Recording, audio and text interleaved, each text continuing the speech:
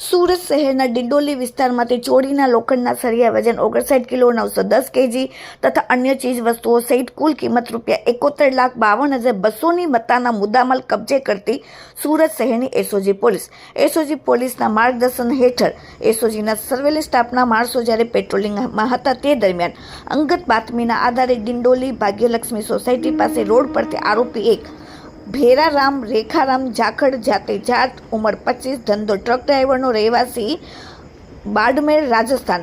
આરોપી 2 નિંબારામ બાબુલાલ જાખડ જાતે જાટ ધંધો ટ્રક ક્લીનરનો રહેવાસી બાખાસર રાજસ્થાન। આરોપી 3 પ્રદીપ સાદાબેજ ત્રિપાઠી ધંધો મજૂરીનો રહેવાસી મધુરમ સર્કલ ડિંડોલી સુરત।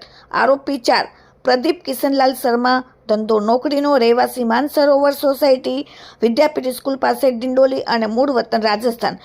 ચારેય લોકોએ ચોરી કરીને મેળવી લોખંડના સળિયા વજન 59.910 કેજી કિંમત ₹32,95,050 મોબાઈલ ફોન નંગ 454,000ના ફોર વ્હીલર ગાડી 5 લાખની ટ્રેલર જીજે કરીને એક છે જેની કિંમત 33 લાખ રોકડા ₹3,150 મળીને કુલ કિંમત ₹71,52,200ના મુદ્દામાલ સાથે પોલીસે ચારેય આરોપીઓ વિરુદ્ધ ડિંડોલી પોલીસ સ્ટેશનમાં ગુનો નોંધેલ છે।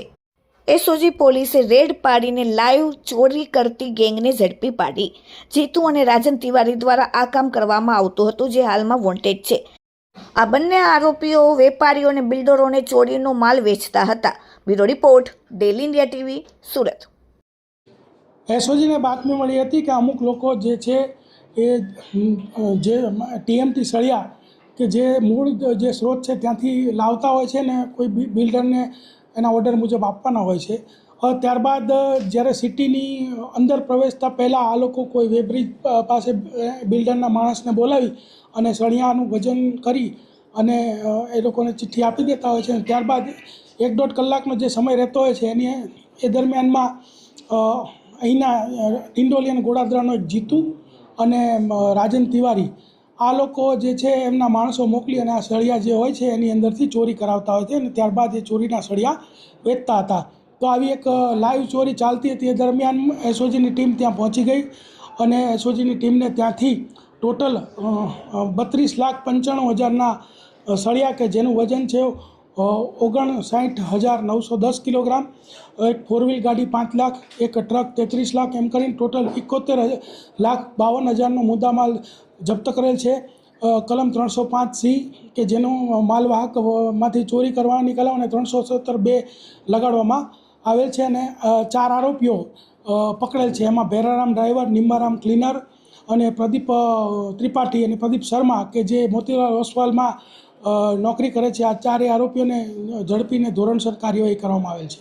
જી સર, કેટલા વર્ષોથી આ લોકો ચોરીનું કાવતરું કરતા હતા? આ લોકો ઘણા વર્ષોથી આ કાવતરું કરતા હતા અને અલગ અલગ વેપારીઓ અને બિલ્ડરોને આ ચોરીનો માલ આપતા હતા। જે તપાસનો વિષય છે ને તપાસમાં એ પણ ખોલવામાં આવશે। અત્યાર સુધી તપાસમાં બહાર આવ્યું કે કયા કયા બિલ્ડરો કે કયા એજન્ટોને આ સળિયા વેચવામાં આવતા હતા? અત્યારે જે આમાં જે બધું વેચવાનું ને કામ જે જીતુ અને રાજન તિવારી બંને વોન્ટેડ છે એ કરતા હતા અને આ જે લોકો જે પકડાય છે એના દોરી સંચાર મુજબ કામ કરતા હતા। જ્યારે એ પકડાશે ત્યારે આપણને ખબર પડશે કે સુરતના અને સાઉથ ગુજરાતના કયા કયા વેપારીઓ કયા કયા બિલ્ડર આની સાથે જોડાયેલા હતા। બીજું કે જીતુ અને રાજનનો જે ઇતિહાસ વારંવાર ચોરી કરવાના અગાઉ ગુના દાખલ થયેલા હશે ને આ નીકળશે તો તેના વિરુદ્ધમાં 317(4)ની કલમ પણ ઉમેરવામાં આવશે કે જેમાં હાઈકોર્ટ સુધી જામીન પણ મળવા પાત્ર નથી। વેચનાર અને લેનારનો સંપર્ક કેવી રીતે થયો સર? જ્યારે કોઈ પણ ગાડી ત્યાંથી નીકળતી હોય ત્યારે એ જીતુ અને રાજન તિવારીનો એ લોકોને કોઈ કોન્ટેક હોય છે ને પછી એને ખબર પડતા આ લોકો આમનો સંપર્ક કરી અને કરતા હતા। હવે આખું જે ષડયંત્ર છે જીતુ અને રાજુ જ્યારે પકડાશે ત્યારે ખુલશે।